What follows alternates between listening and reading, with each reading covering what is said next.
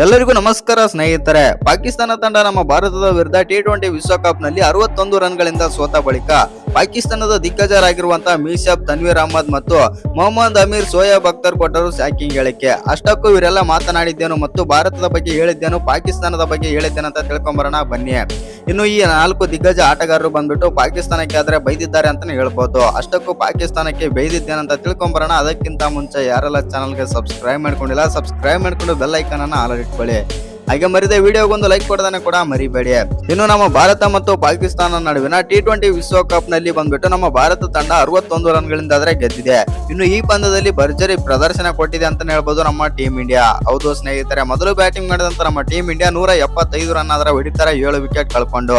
ಇದರಲ್ಲಿ best perform ಮಾಡಿದಂತಂದ್ರೆ Ishan Kishan ಮತ್ತು ಶಿವಮ್ ದುಬೆ ಬೆಂಕಿ ಬ್ಯಾಟಿಂಗ್ ಆದ್ರೆ ಮಾಡ್ತಾರೆ ನಮ್ಮ ಟೀಮ್ ಇಂಡಿಯಾದ ಪರ. ಇನ್ನು ಬೌಲಿಂಗ್ ನಲ್ಲೂ ಕೂಡ ಅದೇ ತರ ಆದ್ರೆ ಪರ್ಫಾರ್ಮ್ ಮಾಡುತ್ತೆ ನಮ್ಮ ಟೀಮ್ ಇಂಡಿಯಾ. ಹೌದು ಸ್ನೇಹಿತರೆ, ಸೆಕೆಂಡ್ ಇನ್ನಿಂಗ್ಸ್ ಬೌಲಿಂಗ್ ಆರಂಭಿಸಿದಂತ ನಮ್ಮ ಟೀಮ್ ಇಂಡಿಯಾ ಪಾಕಿಸ್ತಾನ ತಂಡವನ್ನು 114 ರನ್ಗಳಿಗೆ ಆಲ್ ಔಟ್ ಆದ್ರೆ ಮಾಡ್ತಾರೆ. ಇನ್ನು ಬೌಲಿಂಗ್ ವಿಚಾರಕ್ಕೆ ಬರೋದಾಯ್ತು ಅಂತಂದ್ರೆ ನಮ್ಮ ಭಾರತದ ಪರ ಬೂಮ್ರಾ 2 ವಿಕೆಟ್ ತೆಗೆದ್ರೆ, ಹಾರ್ದಿಕ್ ಪಾಂಡ್ಯ 2 ವಿಕೆಟ್ ಮತ್ತು ಅಕ್ಷರ್ ಪಟೇಲ್ 2 ವಿಕೆಟ್, ವರುಣ್ ಚಕ್ರವರ್ತಿ 2 ವಿಕೆಟ್ ಆದ್ರೆ ತೆಗಿತಾರೆ. ಇನ್ನು ಕುಲ್ದೀಪ್ ಯಾದವ್, ತಿಲಕ್ ವರ್ಮಾ ತಲಾ 1 ವಿಕೆಟ್ ಆದ್ರೆ ತೆಗಿತಾರೆ ಅಂತ ಹೇಳ್ಬೋದು. ಇನ್ನು ಈ ಪಂದ್ಯ ಗೆದ್ದ ಬಳಿಕ ಮತ್ತು ನಮ್ಮ ಭಾರತ ತಂಡ ಗೆದ್ದ ಬಳಿಕ ಪಾಕಿಸ್ತಾನದ ದಿಗ್ಗಜರಾಗಿರುವಂತ ಶೋಯಬ್ ಮಲಿಕ್ ಮತ್ತು ಮೊಹಸಿನ್, ಮೊಹಮ್ಮದ್ ಅಮೀರ್ ಮತ್ತು ಇವರೆಲ್ಲ ದಿಗ್ಗಜ ಆಟಗಾರರು ನಮ್ಮ ಟೀಮ್ ಇಂಡಿಯಾದ ಬಗ್ಗೆ ಆದ್ರೆ ಮಾತಾಡಿದ್ದಾರೆ, ಪಾಕಿಸ್ತಾನಕ್ಕೆ ಬೈದಿದ್ದಾರೆ ಅಂತಾನೆ ಹೇಳ್ಬೋದು.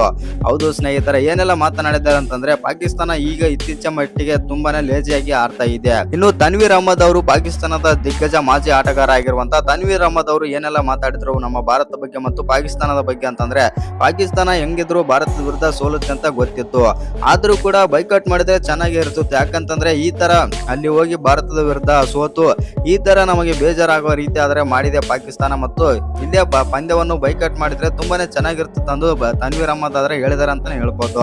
ಇನ್ನು ಶೋಯಬ್ ಮಲಿಕ್ ಮತ್ತು ಮೊಹಮ್ಮದ್ ಅಮೀರ್ ಕೂಡ ಮಾತಾಡಿದ್ದಾರೆ, ಭಾರತ ತಂಡ ತುಂಬಾನೇ ಬಲಿಷ್ಠವಾದ ತಂಡ, ಭಾರತವನ್ನು ಸೋಲಿಸಲು ಅಷ್ಟು ಈಸಿ ಆಗೋದಿಲ್ಲ ಮತ್ತು ಪಾಕಿಸ್ತಾನ ತಂಡ ಇಂಥ ತಂಡವ ಇಟ್ಟುಕೊಂಡು ಹೋಗಿ ಭಾರತದ ವಿರುದ್ಧ ಗೆಲ್ತೀವಿ ಅಂತಂದ್ರೆ ಅದು ಅಸಾಧ್ಯ ಅಂತಂದು ಮೊಹಮ್ಮದ್ ಅಮೀರ್ ಮತ್ತು ಶೋಯಬ್ ಮಲಿಕ್ ಆದ್ರೆ ಹೇಳಿದ್ದಾರೆ.